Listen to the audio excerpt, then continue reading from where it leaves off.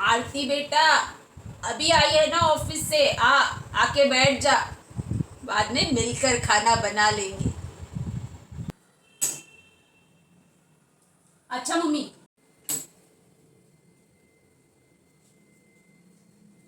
सब्जी काट के रख दी है और आटा भी लगा दिया है। अब झट झट खाना बन जाएगा। मम्मी आपने क्यों तकलीफ की? अब ये मुझे डांटेंगे ना।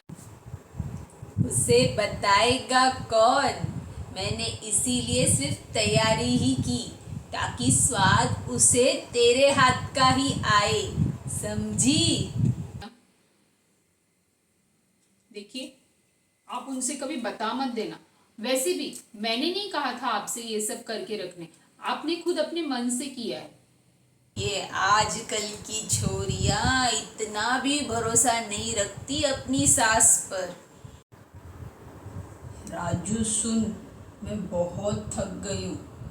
बहू मुझसे सारा काम कराती है घर का, लेकिन सुन, तू उसको कुछ नहीं बोलेगा, तुझे मेरी कसम। माँ ऐसे कैसे ना पूछूं मैं तुझे आराम देना चाहता हूँ और आरती आरती ऐसा कैसे कर सकती है तेरे साथ? माँ तू अपनी कसम वापस ले। मैं उसे पूछूंगा। क्या गपशप चल रही है, मुझे भी तो बताओ। कुछ नहीं बेटा, ऑफिस में कितना स्ट्रेस है वो बता रहा था। अरे क्या टेंशन हो गई? मुझे भी तो बताइए ना, मैं भी तो इस फैमिली का हिस्सा हूँ।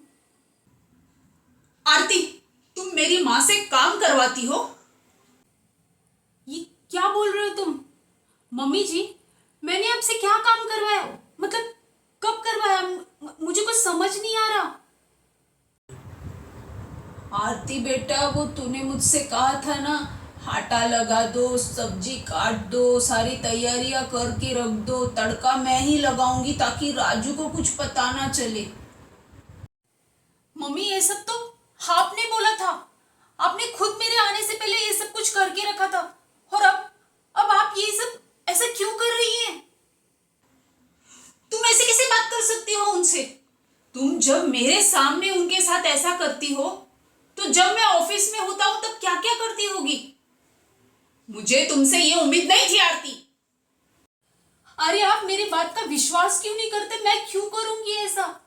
मम्मी, क्या मिल जाएगा आपको ऐसा करके? बोलिए ना। Shut up! मां से माफी मांगो और अपने कमरे में जाओ अभी। Sorry mummy. ठीक है राजू बेटा, जाने दे उसे, मत डांट। ठीक है बोल।